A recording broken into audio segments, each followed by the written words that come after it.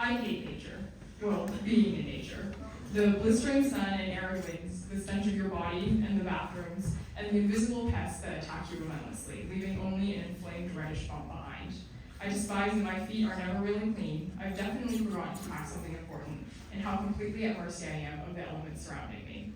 But I've discovered something that makes it bearable: the butterflies. When I was 13, I went on a 4-day school-mandated camping trip to Big Bear. For weeks leading up, I shivered with excitement every time I thought about it. I bought my fancy new flashlight and packed my bags nearly a month in advance. But by the last day, I had caught cold, 2 ruptured blisters on my foot had reopened, and the naturalist had just planned an 11-mile hike to close the trip. Imaginably, I just wanted to go home. As we scaled the mountain, my situation somehow seemed to worsen. Because of my blistered feet and the ill-fitting boots, I trailed sluggishly behind my peers, and the thin mountain air above sea level elevation led to a baseline feeling of nausea and dizziness. Perhaps I'm not built for the outdoors after all. But just as I was about to ask someone to escort me down, a towering shadow overcast the sun.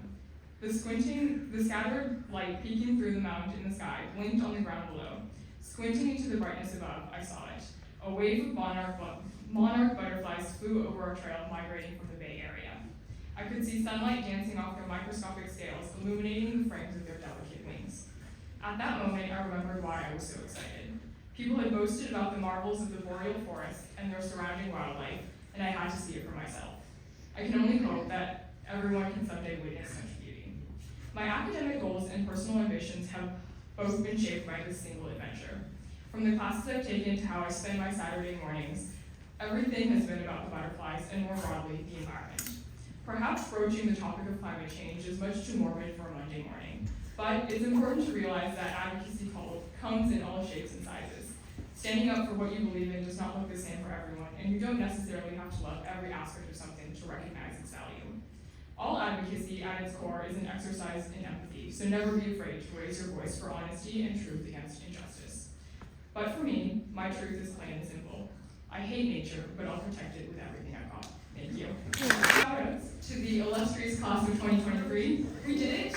I'm so proud of how far we've come, and I'm excited by the possibilities for our future.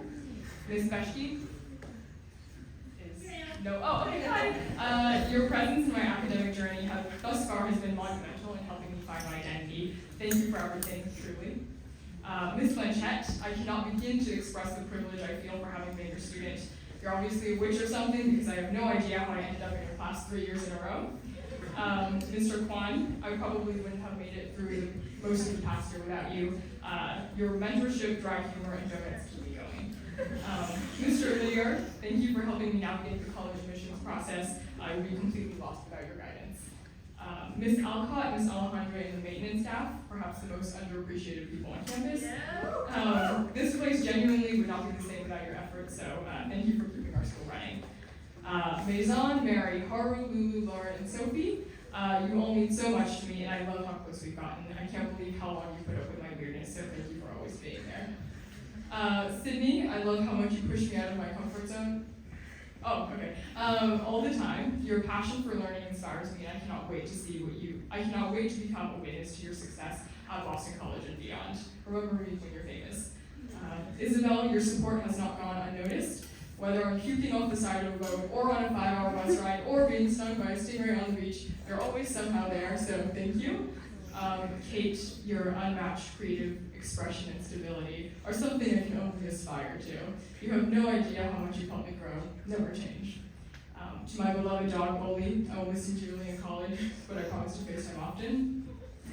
Dad, if it weren't for you, I probably wouldn't know how to tie my shoes. You support me through everything, and I so appreciate everything you do. To my dear mother, please don't cry. You've taught me so much about myself and the world. I have eternal gratitude for your support and unconditional love, and I would not be the same person without you. Sophie, I find myself at a loss of words in acknowledging all that you've done for me. You are who I want to be when I grow up. Your compassion and strength are inspiring, and I'll miss you when I'm gone. Thank you.